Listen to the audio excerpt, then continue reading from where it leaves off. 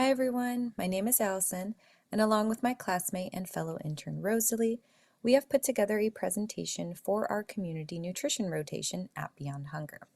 Welcome to our class. February is Heart Health Month, and we'll be focusing on the role of fiber in heart health, from the importance of fiber and the different types, to simple tips and swaps for increasing your fiber intake. We hope to make your heart skip a beat. So let's go over our agenda. So we're going to be thinking about why is fiber important? What are the different types of fiber? How do fiber and chronic disease relate?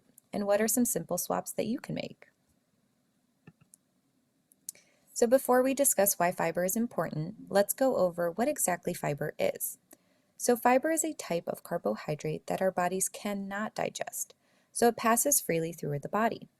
Fiber can help lower the risk of heart disease, improve blood sugar and cholesterol levels, relieve constipation, and it keeps us full.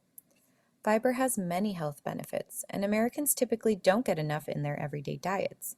So we'll talk a little bit more about fiber along the way and think about some easy ways to increase your fiber intake. So how much fiber do we need every day? Women need about 21 to 25 grams of fiber per day, while men are going to be slightly higher at 30 to 38 grams per day. And did you know that fiber is actually listed on every food label? So let's take a closer look at this food label.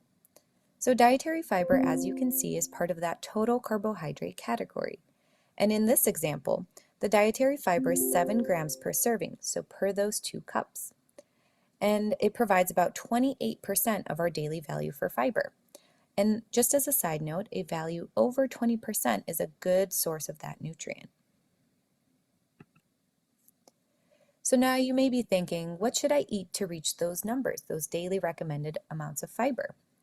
Here we have an example of a day of eating so that you can get a better idea of what this would actually look like. So a great tip is to always try to include fruits, vegetables, beans, and whole grains in your meals whenever you can. This is a great way to make sure that you're getting some fiber in each and every meal. For example, a 2-egg veggie scramble for breakfast would provide 7 grams of fiber, and it's both tasty and filling. For lunch, a taco salad contains both vegetables and beans. Makes this a high fiber meal, adding up to 14.5 grams of fiber. And pairing a lean meat like chicken or fish, for example, with vegetables is a solid dinner. That's also going to have fiber, but keep you full for longer as well. And this dinner example includes salmon, spinach, and sweet potato and provides about 10 grams of fiber. And if you're looking for a quick snack, apple slices with peanut butter adds up to 6.5 grams of fiber. So altogether, this full day of eating would provide a total of 38 grams of fiber. So moving on, fiber can actually be further broken down into soluble and insoluble fiber. But what does this really mean? So soluble fiber attracts water and it turns into a gel in the body, and this is going to slow down our digestion. Because of this, soluble fiber is known to play major roles in controlling glucose levels. So soluble fiber isn't broken down, it doesn't cause those blood glucose spikes. Reducing the risk of heart disease, with fiber doing this by helping us have those lower blood pressure and lower cholesterol levels. In general, just putting a lot less work on our hearts. And lowering our cholesterol levels by actually feeding the healthy gut bacteria. So soluble fiber is the food for our good bacteria, and it keeps our immune system functioning and improves our lipid and cholesterol levels. And as you can see off to the right-hand side, we have some soluble fiber foods. We're thinking about things like oatmeal, avocados, apples, beans, blueberries, carrots, and peas. So on the other hand, we have insoluble fiber. This does not dissolve in water, and instead it helps food pass more quickly through our bodies.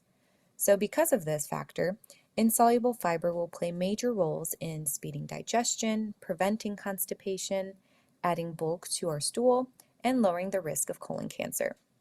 And again, on the right-hand side, we have some insoluble fiber food examples.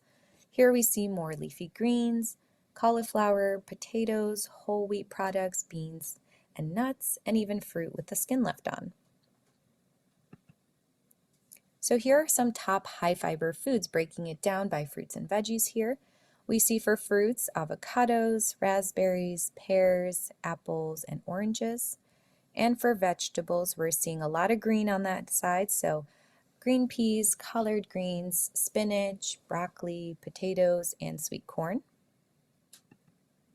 And for high fiber grains, we're thinking about things like chickpea pasta, whole wheat pasta, instant oatmeal, brown rice, and whole wheat products like bread as well.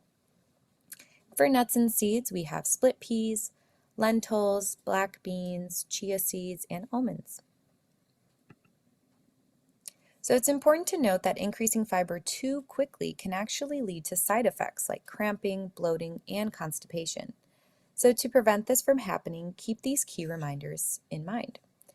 First off, make sure you increase fiber intake slowly. The body needs time to adapt to any changes to eating habits. And be sure to drink at least 8 cups of water or 64 ounces a day. And practicing these 2 tips will help prevent those uncomfortable side effects from occurring. Next, we'd like to show you all some simple swaps that we suggest to help increase fiber intake. One of my favorites is to try some oatmeal topped with fruit of your choice instead of opting for that sugary cereal. You can also upgrade plain noodles by using whole grain or chickpea noodles instead. And if you'd like to increase the fiber content even more, you can also add veggies to your pasta. Another tip is to skip the white bread and go for whole grain or wheat bread instead.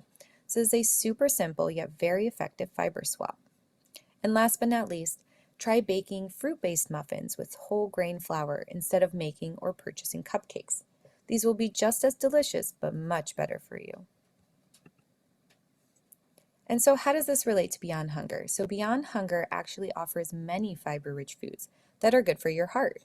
So here we see fresh and canned fruit, fresh and canned vegetables, brown rice, whole grain pasta, and a variety of dry and canned beans. Thank you for listening to our presentation.